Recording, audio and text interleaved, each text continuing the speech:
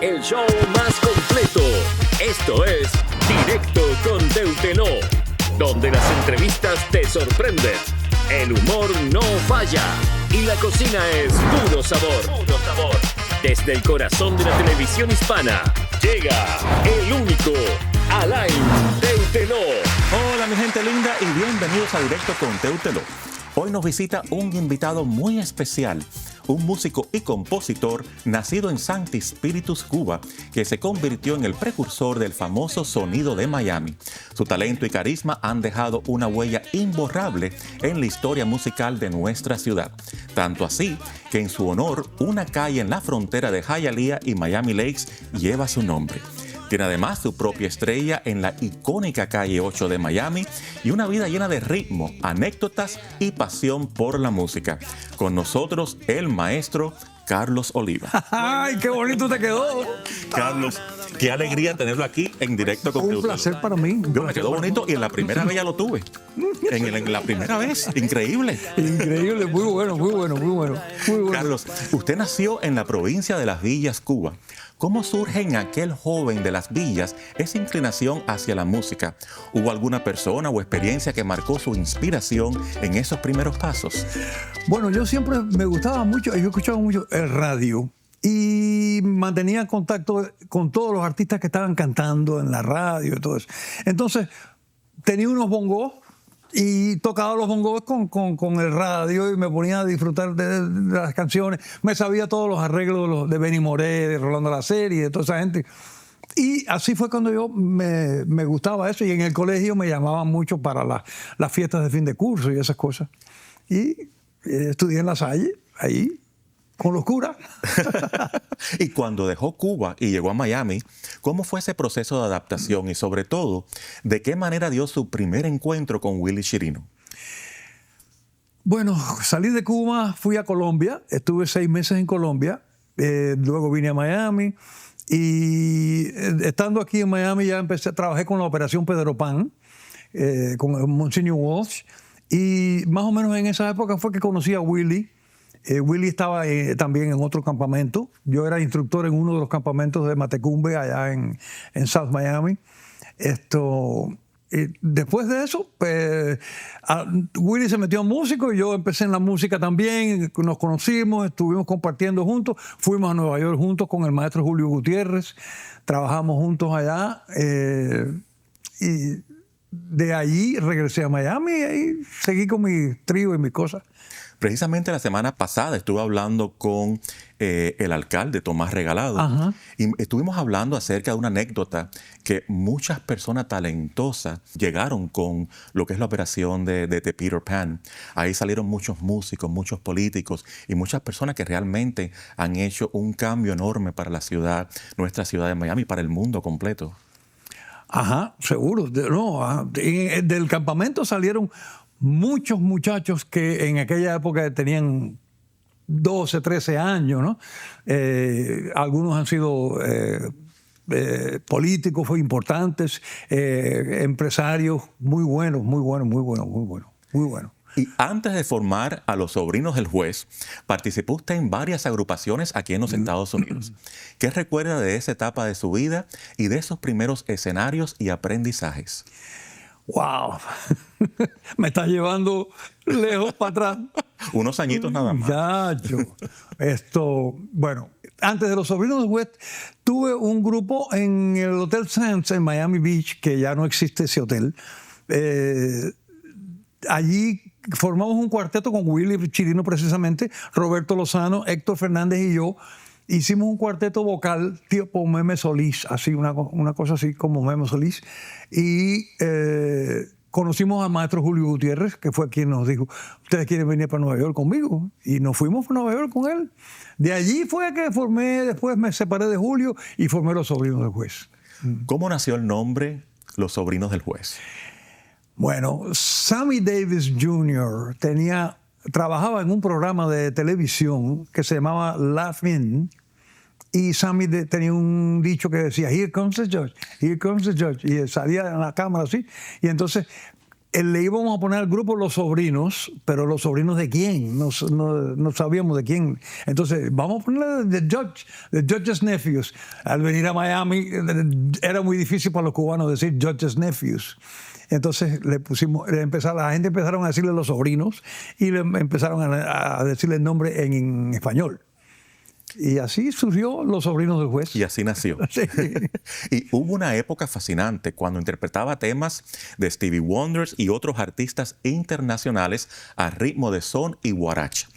Podríamos decir que ahí fue donde comenzó el fenómeno que hoy conocemos como el sonido de Miami. Exactamente, exactamente. Cuando regresamos de Nueva York con el trío, que eran The Judge's Nephews, vinimos a trabajar en un lugar que se llamaba The Forge, un lugar muy elegante en Miami Beach. Y entonces, estando en el Forge, la clientela era una clientela americana. Entonces, no queríamos que se nos fueran esos clientes, ¿no? Y el dueño estaba preocupado porque nosotros estábamos con cubaneo y la cosa. Entonces, empezamos a coger canciones americanas y hacerlas con ritmo latino. Y así fue que a los americanos les empezó a gustar aquella ondita y los cubanos empezaron a venir y ya los cubanos se estaban climatizando con el inglés y el español y la cosa, y yendo a la universidad, y las novias americanas.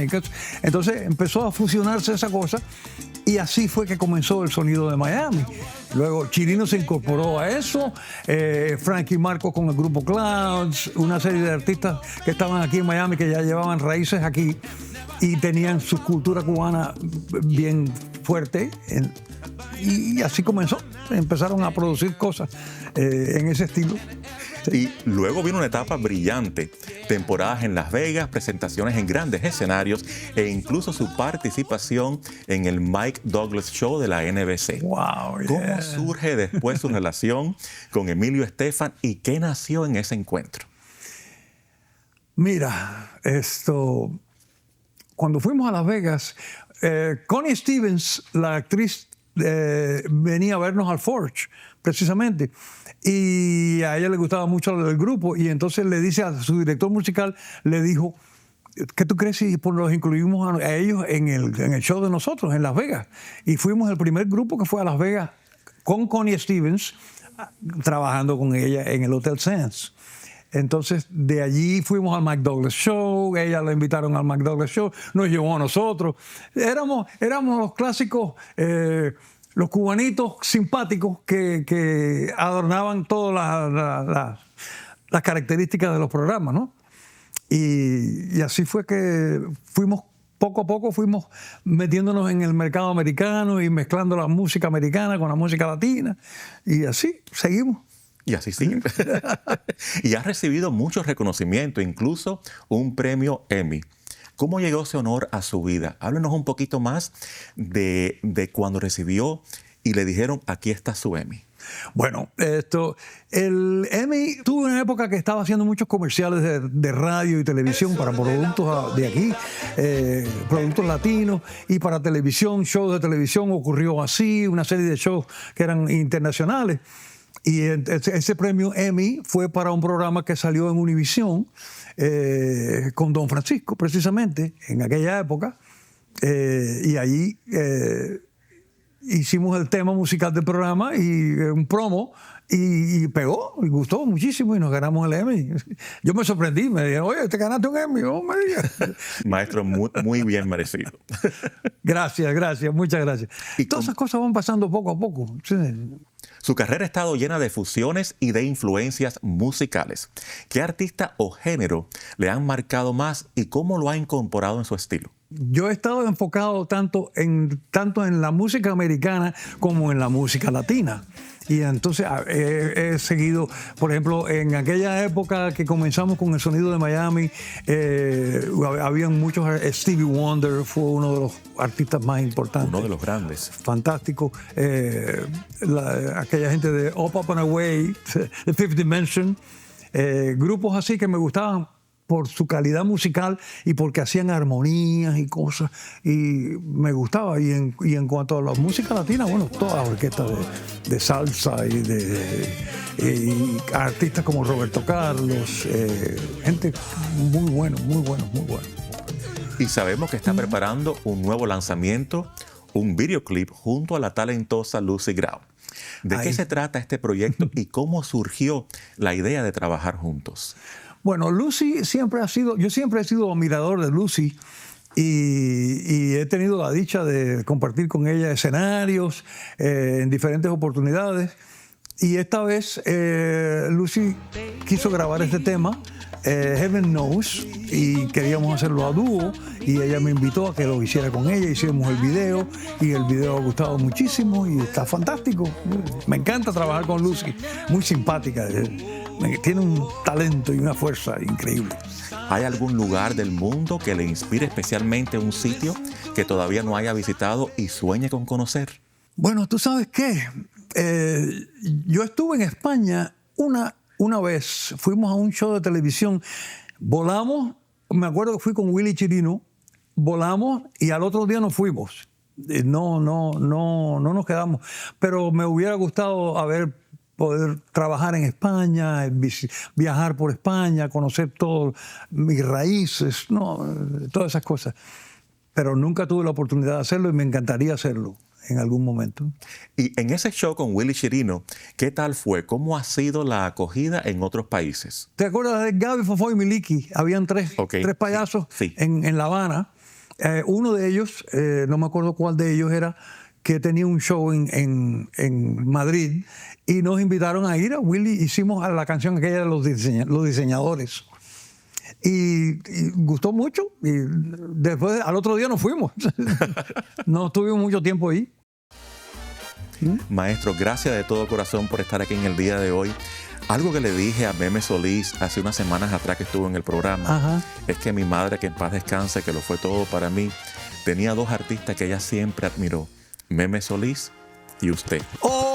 Y yo sé que mi madre desde el cielo debe estar muy contenta que estamos teniendo esta conversación. Gracias de todo corazón por estar aquí.